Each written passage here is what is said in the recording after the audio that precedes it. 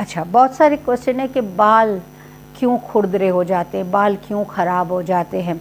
کوئی ڈائز ایسی اسٹرانگ آ جاتی ہے، ویدر وائز بھی ہوتا ہے، پھر ایج وائز بھی ہوتا ہے.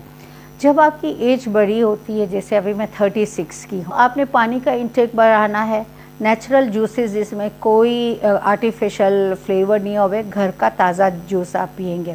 پیاز لیں گے آپ چھوٹی سی ایک بلینڈر میں، اگر لال پیاز مل جائے یعنی انین ریڈ اور پرپل کلر جیسی آتی ہے، وہ اسکن کے ساتھ چھوٹے چھوٹے ٹکڑے بلینڈر میں ڈالیں. اس کے ساتھ آپ نے زیادہ تر السی کے بیج کو تھوڑا سا پکا لیا، وہ بھی اس میں ڈال دیا، اور اس کے اندر ایک ٹچ لیمن کا ڈالیں، یعنی سمجھے 10 یا 12 ڈراپس آپ لیمن کے ڈال دیں، یا کوارٹر لیمن کا جوس ڈال دیں، چھوٹے والے لیمن کا، لیمبو کا. ٹھیک ہے، یہ سب آپ ڈال کے اس کو آپ اپنے بالوں میں as a moisturising paste protein لگائیں. اگر آپ کے بال گر بہت رہے تو انڈے کی زردی بھی اس میں ڈال دیجیے گا.